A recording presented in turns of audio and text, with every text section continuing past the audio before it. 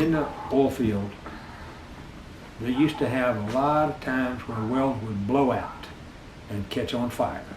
And it was always quite a disaster. And there was a company called Kinley. Mr. Kinley was the first oil field firefighter. He'd go out there and he'd put them wells out and cap them off. And Ray Adair had actually came out of the Army and went to work for Otis Engineering. And he worked for him for a little while, and then he got hired by Mr. Kinley. Red Adair, when he was in the Army, was trained as an explosives expert, so he knew how to handle dynamite and all kinds of explosives. He went to work for Mr. Kinley, and he used his skills with explosives, because he would go out there, set off explosives, and that would put the fire out on the well. You know, because it just starved of oxygen momentarily, and the fire would go out. And so, and then while working for Mr. Kinley, Red was a very boisterous type of a person. He was a loudmouth jerk is what he was. And so he stood and told everybody how wonderful he was, and so he quit Mr. Kinley and started his own business, the Red Adair Company. And he was a little bit devious sometimes, because he'd go out and there'd be a well that was caving in or blowing out, and what he would do is he would order all of the Halliburton and Otis equipment that he could lay his hands on in the world and have it shipped to the location. And this would take a week or two, and most of the time the well would just cave in and close itself off during that period of time, and he'd send them a bill for a couple of $1 million. And so, because the equipment wasn't there, the well just killed itself, so everything's good, right? Anyways, but Mr. Adair was very, very famous, and when he passed away, when he quit working altogether and passed away, everything that he had was purchased by Halliburton Corporation. It was really? Except for his name, his signature and his name, which his family continues on. And a lot of people heard about him, yeah. After The Gulf War. first Gulf War, yeah. Yeah, well, not only that, there's also People knew about him beforehand, but then. There's a movie called Hellfighters that John Wayne starred in as Red Adair. Oh, No. was that it? Yeah. Yeah, because the Gulf War, first Gulf War, they were saying, oh, these fires are going to go on for so long. And 10, 15 years before they get them out, and they had them all out in 12 months or 8 months. was it 12 months? It was I thought very, very short period of time. Yeah, but I knew it was a Yeah. whole lot shorter. I thought it was something crazy like 3 months. Well, they had everybody in the world that claimed to be a firefighter show up over there and just go for it. So they were putting them out left, right, and center, and trying to outdo each other. They had one Russian crew showed up with a jet engine on the back of a truck, and they had to back up the thing and turn that jet engine on and blow the car out. Okay. Yeah. That's one way to do it.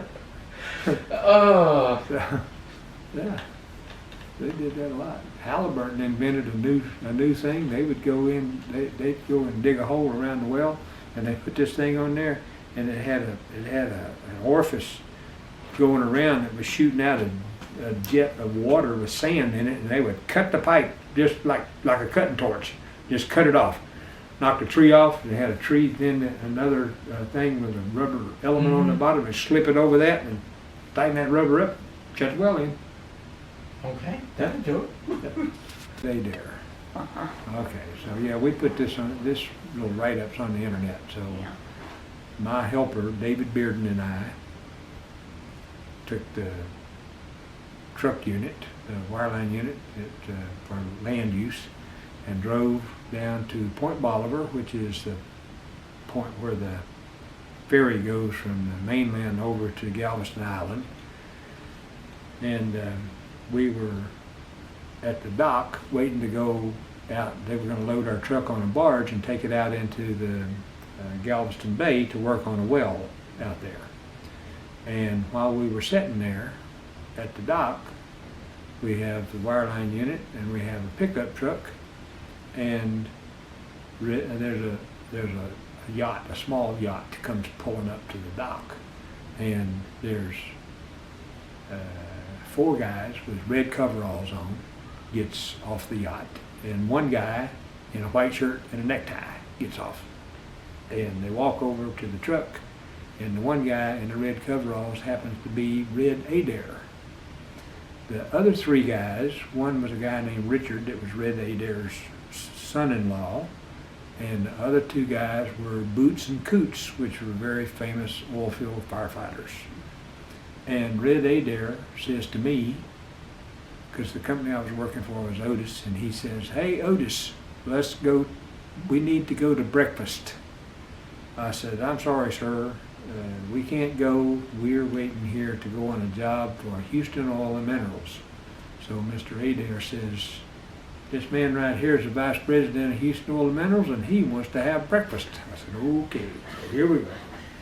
So me and Red is sitting in the front seat of the truck, and I'm driving back up to the hotel where me and my helper had just had breakfast. And we're driving back up there. The vice president, Boots, Coots, and Richard, and my helper's all in the back bed of the pickup truck. And we go up to the hotel, and we sit there, and me and my helper drink coffee while them guys eat breakfast. And when breakfast is over, well, first off, Red gets up to go to the bathroom.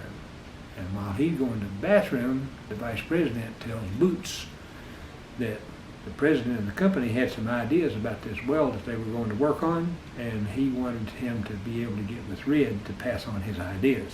And Boots says, "Just have him to write down his ideas, and if I think Red wants to read them, I'll give them to him later on." So they wouldn't hear nothing else from the president after that. Red comes back from the bathroom and he says, "Okay, boys, I'll get the breakfast, y'all get the tips." Well, I reached in my pocket for a quarter, and the 10s and 20s started hitting the table like confetti, and I just dropped my quarter back in my pocket and walked off.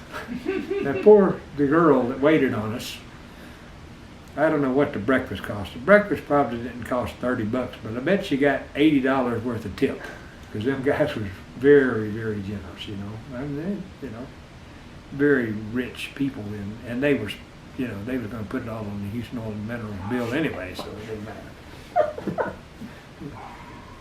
Yeah, it was pretty funny.